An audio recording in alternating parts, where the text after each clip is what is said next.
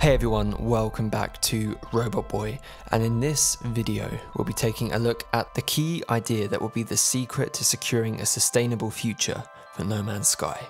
Guess what everyone? Still no Waking Titan news, and that's fine, yeah, that's cool. It's not like we're running dry of content to talk about or anything and the community is drifting apart because we're lacking the content to keep us together for much longer.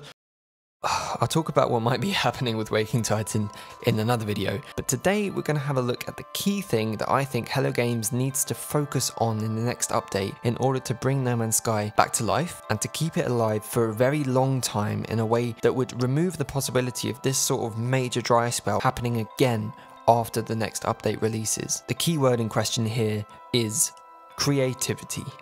For this analogy, I'll be looking at the game most commonly associated with No Man's Sky. Now, I'm not saying that I agree that this should be compared to No Man's Sky because I don't think it is, but this is the game that I see most commonly associated, and that is Minecraft. Now, are these games the same? No, not really in any way at all, except the fact that they both have a mining mechanic in it. And again, I don't believe that they're associated in any way at all, really. However, I've just seen on the internet, and you've probably seen it as well, the summary of No Man's Sky is like Minecraft, but in space. Now, I kind of see where the idea would come from, but the truth is, it's far from that comparison, and unfortunately, not in a great way. I actually think it should be more like Minecraft, and I'll explain how right now. So yes, we have the terrain modifier tool in No Man's Sky now, which is cool. It allows us to shape and modify the landmass around us. Minecraft allows us to change the landscape as well, but in a much more complex way and a much more creative way. No Man's Sky attempts to give you this, but not properly. Ask yourself this question: would Minecraft have lasted, or would it be lasting as long if you could not create? No, because the whole game is about that. Okay, so would Minecraft have lasted as long if you could create, but only in solo play? I don't think so. I think the answer is no. At least nowhere near as long as it has been lasting. So here we need to think about No Man's Sky.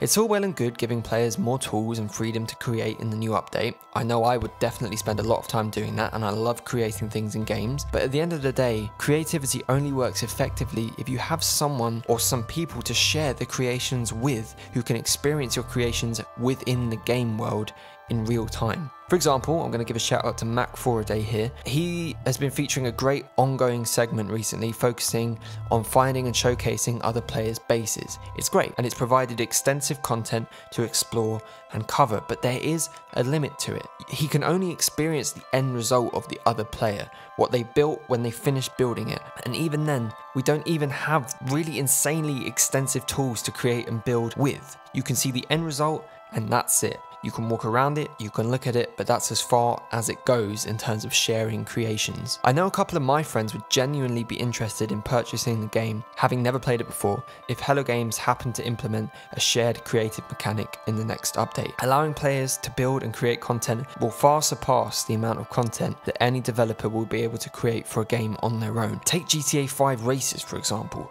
or even the upcoming Far Cry 5 arcade mode, whereby Ubisoft are passing the tools of PvP map creation over to the player base pretty much 100%. It, number one, saves developer time, and two, allows for genuinely infinite design possibilities and almost endless new content for players to engage with and create. This is something No Man's Sky definitely needs. Not the PvP maps, but the ability to build bases together in a much more complex way than we can now, with new assets and new mechanics. Let us craft LAN structures together, so not only bases but create buildings together, maybe like spaceports or mining areas, mining structures, something like that. Oh man, even let us build freighters together. That would be cool. So like building a little Death Star in space and piecing it together bit by bit. That'd be awesome. I would personally love to be able to build, or at least customize, starships in order for us to have very unique takes on our own starship and to show our friends them, and have that bit of competition with who can make their starship look the best. That would be great. Another shout out now, Rayrod is a solid example of how the longevity of the game can be extended when a player is able to create and add their ideas to the game. Obviously, we won't be wanting to change game code and add in assets that don't already exist within the game, especially on console. Obviously, that's not possible. But in a game where finding new things is basically the main objective of the game, and when we're at a point where we currently don't have any more new things to find, I think that allowing players to make new things to find and see would be a fantastic way to keep players engaged and sustained for a much longer period of time. It would allow for better online content creation as well, giving us YouTubers a chance to make more videos outside of the limits given to us by Hello Games, with their story that does reach an end and the current gameplay mechanics that are simply not new anymore or worth speaking about. Most importantly, it would allow Hello Games more time and resources to focus on improving core systems and adding crazy new things as we, the players, keep ourselves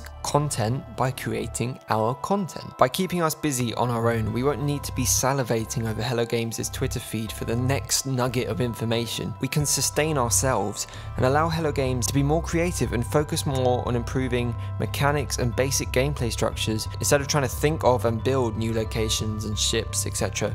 for us to see. We can do that ourselves. And finally, the other major point that I think would also create sustainability for the game as a whole is some bloody communication. Come on, man. I know that so much of the community would be so much more involved in the game if Hello Games were to tweet every now and again about something current that they're working on, a little system they're doing for it, or hint at something they're working on, or engage with fans about what they're enjoying about the game, you know, maybe actually talking to the fans, asking how it's going maybe?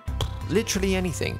This radio silence between updates just kills the game, and what's really sad about it is it kills the spirit of the game.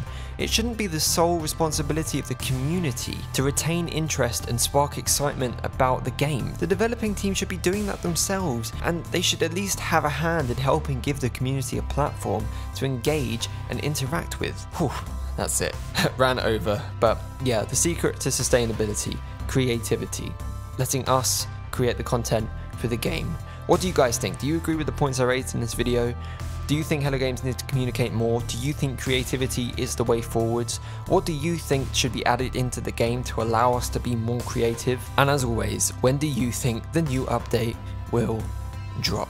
Please leave your thoughts below, give the video a like if you enjoyed it, and of course do subscribe to join me on this journey if you haven't done so already. And with that, I'll see you all in the next video.